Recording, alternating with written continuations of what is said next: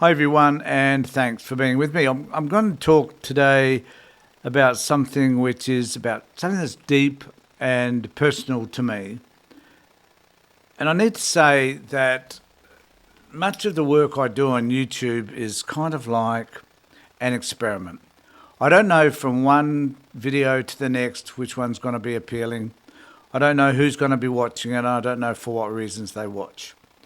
I can tell you what demographics are watching. They're normally people over the age of 55, which is a bit disappointing because I like to be able to get to people who are younger.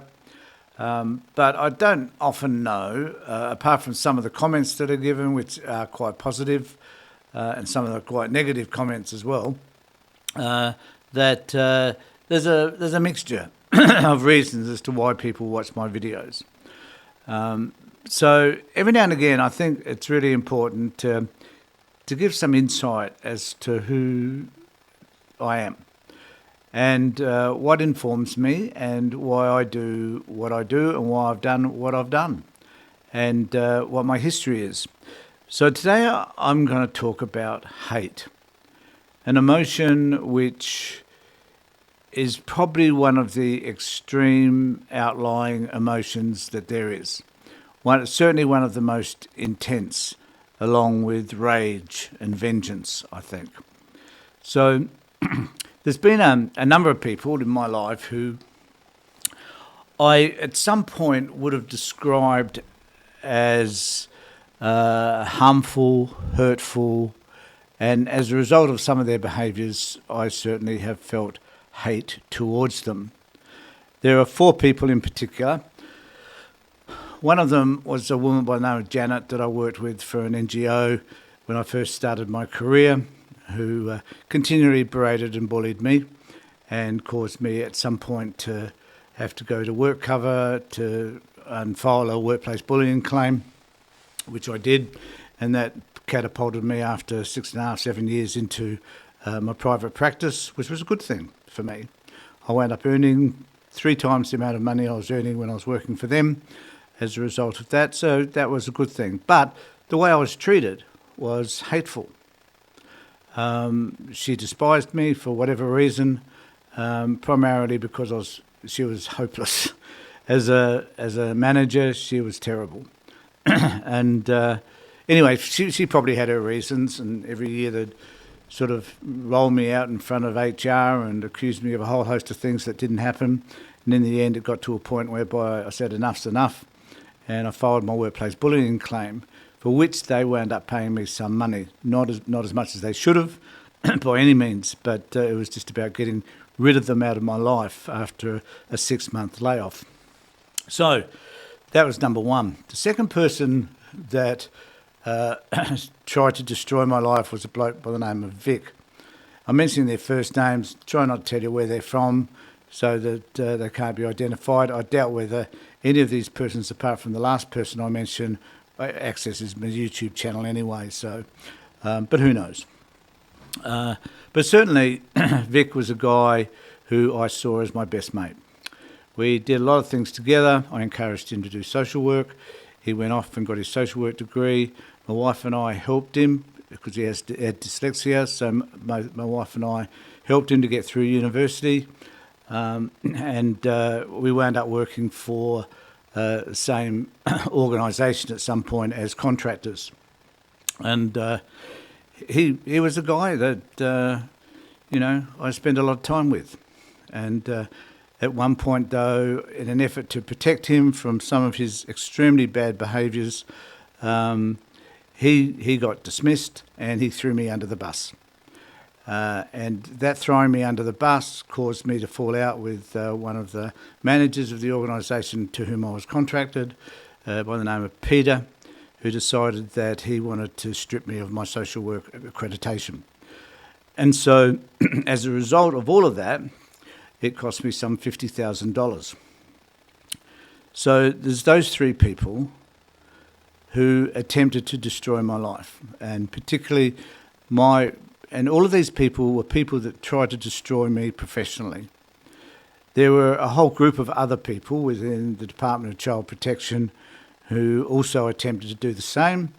particularly when I started working with families whose children were removed. They couldn't understand why anybody would work with families whose children were under the surveillance of the child protection system, because no one does that work, no one did that work.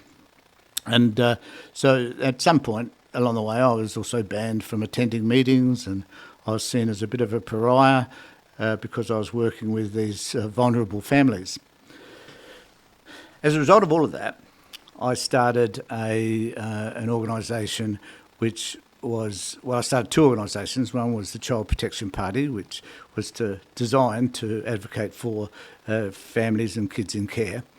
And the other was a foundation, a charity that was designed to do the work that I was doing on my own, most of it free work, to advocate for children in care, or children that were about to be placed into care, or children that were under the surveillance of the department. And there was, so I established that organisation with a woman who eventually, after some time, after trying to get the organisation up and running and getting a committee and all that sort of thing happening, I had had enough for a while. I wanted a break. I told them I wanted a break. When I told them I wanted to come back, they virtually kicked me out of the company, a company I'd established, an idea that had been fermenting in my mind for many years. And so I found myself kicked out of that organisation. So there were these four people who impacted my life. Now, I'm 74, and I think to have had a career of 35 years and only had four people who fitted that category of hate isn't too bad. But what I'm going to say about it is that hate is destructive. That to continue to feel hateful thoughts towards other people is a terrible way to live your life. I can tell you that. It preoccupies most of your thought processes, it interrupts with your sleep, it interferes with your relationships with your family and with others. It is disruptive. So mustering those hateful thoughts on a regular basis, which is what happened to me continually over a number of years as a result of all these people in my life, was extraordinarily stressful.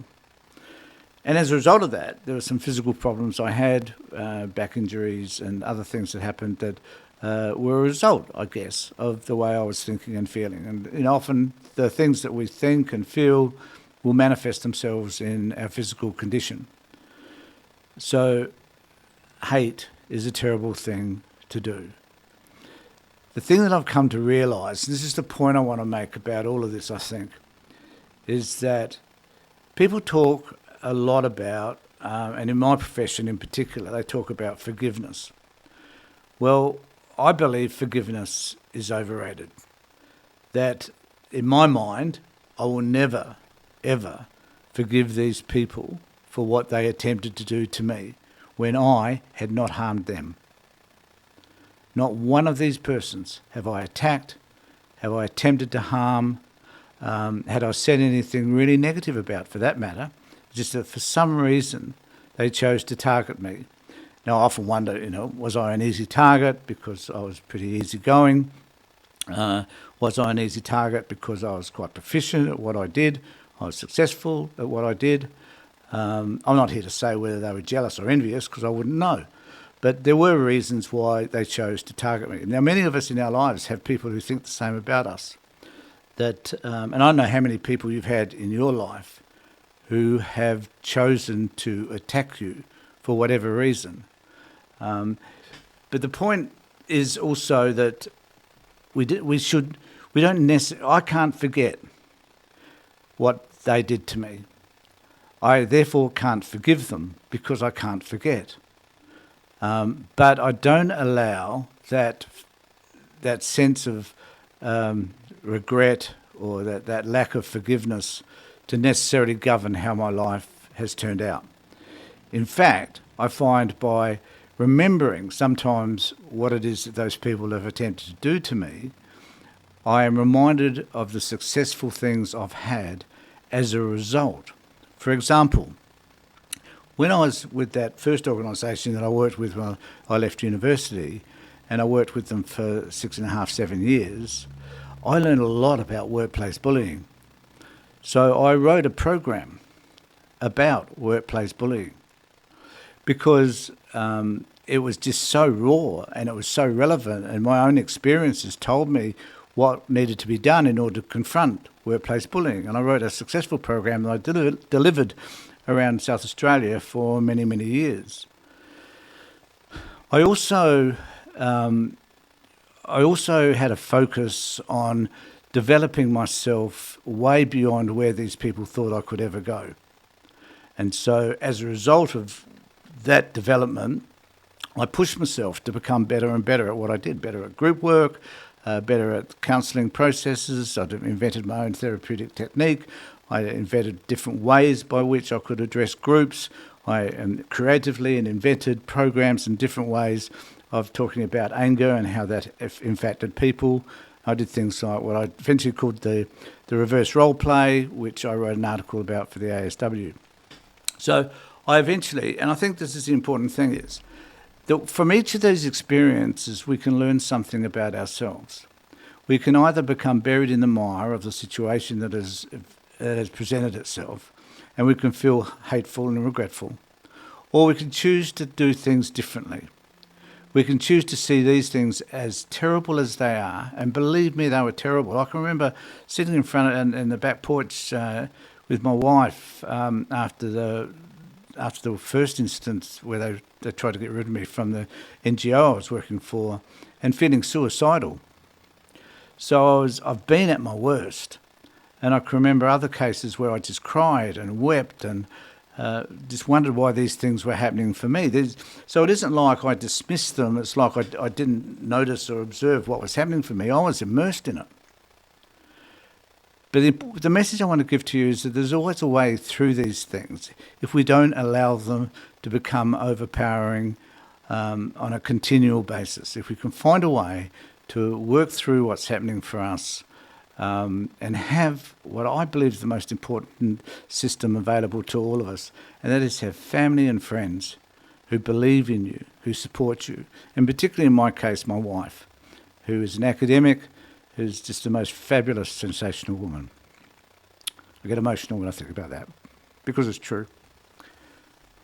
And to have those people believe in you, even when other people are pushing back against you, when they're attempting to tell you that you're something else, that you're not.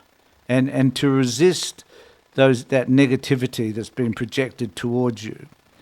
And I've come to realise over time that a lot of what happened was projection. It was sometimes their own inadequacies trying to focus on me. It was about trying to destroy who I was because they felt it was in some way competing who they are. And it's just a terrible, terrible thing to be immersed in. But eventually, if you see it through the eyes of an opportunity, you can do something about it. And I fortunately have been able to do something about it. And so here I am at this point in my life where I've retired, and I wanted to look for another opportunity, something that occupies my time, something that I can contribute back to other people. And because I've had all these experiences, and what I've touched upon just a speck of what I've actually experienced over my lifetime, even prior to becoming a social worker. There are many other things I experienced as well, lots of travel and lots of trying to self-discovery and stuff, which didn't eventuate, and a failed marriage, and lots of other things have happened for me. But the most important thing for me, and the message I want to convey to you, is that no matter how devastating an event may be, there is always an opportunity to find something on the other side that is better than what came before. And I guess that's my message, is that we need to be able to work through whatever it is that is confronting us, because there is something better on that, always. And I say this with a great deal of confidence. There is always something better on the other side. Now, I've talked about this briefly in another video, and someone came back and said, well, how can you say things that are, abusive about Donald Trump, for example, or Mark Latham that I did the other day, and whatever. And I think there's a big difference between me as a podcaster speaking my mind to somebody who has far more power and authority than I do, who isn't actually a part of my life, but I'm offering a critique of whatever their behaviour is, and I'm responding to that. That is different. So someone criticised me for name-calling, and I tend to accept that perhaps name-calling isn't that helpful, but I figure I can say things that just flow out of my mind that are destructive. So I had an incident last Friday where we finished playing golf, there were four of us, and I was sitting down having a cup of coffee with the guys afterwards, and I was really irritated by one of the guys in the group who had said some things to me that I just think were just unfair, unrealistic, stupid. But and I didn't respond directly to him, but there's this other guy there who was saying things that perhaps were questionable as well. But because I was feeling angry at this other guy, I took it out on him. And I said some really nasty things to him. And so I wanted to have this conversation with you also about a core value. And I'm not going to try and describe what a core value is because it can be quite complicated. And people get confused about it because maybe my explanations aren't all that good. But basically a core value is the thing that governs the way we choose to respond around the world. So the most important thing for us, and I know I've done some work on this, and I've done some lecturing on it as well, but a core value for me is that I don't wish to be able to say or do anything that I think is going to harm or that does harm somebody else. So, and I've practiced that throughout my working career. But in this particular instance, I did say something, and I tell you, this is why core values are so important. Because when I came home and I chatted to my wife about what had happened, I realised I couldn't let it go. And the reason why I couldn't let it go was because my core value was that I insulted someone whom I like and who was personal to me. And I was going to see him again. We play golf most Fridays. So I was conflicted, basically. So I chose to call him and I apologised to him. And he was most gracious. He accepted my apology and said, I really look forward to playing golf with you next Friday, Tony. But I knew how I had hurt him. And the way he responded when I was apologising made it quite evident that I had hurt him, because he reiterated the things I'd said to him. And I think that's the point, is that we make mistakes, and we say and we do things that are offensive. And I do it because I've got a mouth on me, right? But we need to be aware that when we say things that are offensive to people that are offended by what we say, and they have meaning in our lives. Those people have meaning in our lives. The likes of Donald Trump and Mark Latham don't have meaning in my life, apart from the fact that they're terrible human beings. That has no meaning in my life, but it doesn't mean I don't have to call them out for that. But certainly if Donald Trump rang me and said, I felt really hurt, I can see that happening, I feel really hurt about something that you said about me the other day, I'd say I'd apologise. If anybody that I've spoken to feels offended and they tell me that they're offended, then I will acknowledge that I've done something that's been hurtful to them. But until they do that, I wouldn't know.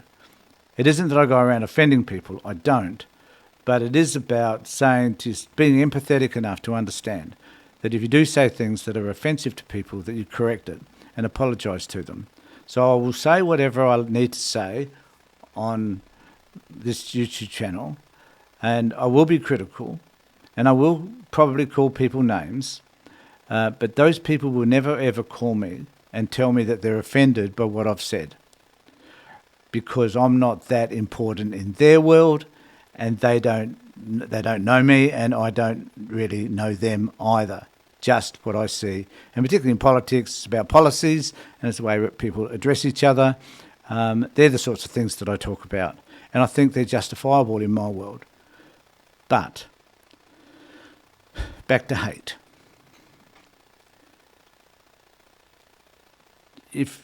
Try and find another word apart from hating somebody. So I found disrespectful, betrayed, hurt, fearful, resentful. I found another series of words that best described my experiences with those people that I talked about. And the best thing one can do is be better in your life, not to compare. These other people, I don't know what they've done with their lives, basically, and I don't care.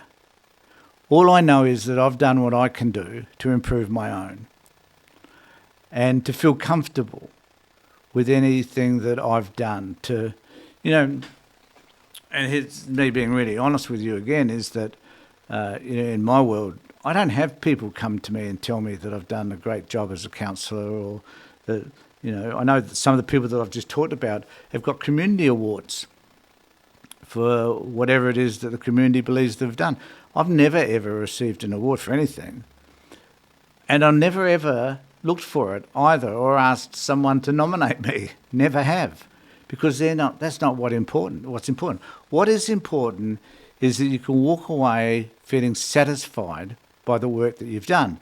I know I've worked with tens of thousands of people over the years, and I know that on occasions I walk away from those encounters, whether it be a group or whether it be an individual or a couple, and I think I could have done better, and I think about what I could have done that could have been better, and I try to correct that for next time.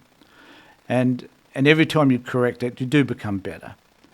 And I think that should be our focus, that no matter what we're doing, I have a great deal of admiration, and it's not just about professions like social work or psychology or being a lawyer or whatever. I have so much admiration. I've got 2 son-in-laws who are tradies. They do things I could never do. And I appreciate that. I love it that they can do. They can fix motorbikes and cars and put up houses, and they're fabulous skill set. And so, we can admire. So no matter what your skill set is, no matter what it is, you can choose to do things better. And the other thing too, I just want to finish with this, is you can do things better around relationships. We make mistakes around. I've made many, believe me, around relationships. Another subject for another time. But we can become resentful of the people with whom we're in conflict with around those relationships. And that is unhelpful. If those relationships are meaningful to us, then we can do something to repair them. In my case, the relationships I had with these 4 people that I talked about at the end were unrepairable because of the way they treated me. In personal relationships, if we still care about that person and that person still cares about us, we can repair it. It is possible, providing we change our behaviour. So my experience has been that when confronted by something that is negative, other people treating you badly, for example, you just repair your behaviour, make your behaviour better, and as a result, become a better person. I hope you don't mind me having this conversation with you. I'm going to review it in a moment. I'm not going to try and edit it. I'm going to just try and tell it as it is. So if you actually do see this, I've reviewed it. You know that I'm okay with it. And I'll be really interested in any comments that you may have, and that perhaps you could subscribe to my channel or ring the bell for further notifications. Do whatever you need to do. Let me know what you think. And also, I want to know from you as to what sort of things you'd like to discuss. What sort of things are important to you. And this isn't about me increasing my audience size. This is about meeting this community's needs, no matter what they are. And finally, if you wish to come on board and connect with me in some way and have a direct conversation with me at some point, recorded or live, I'm more than happy to do that as well. In the meantime, take care, look after yourselves, and as I've just been saying, make sure that you and the people that you love are safe.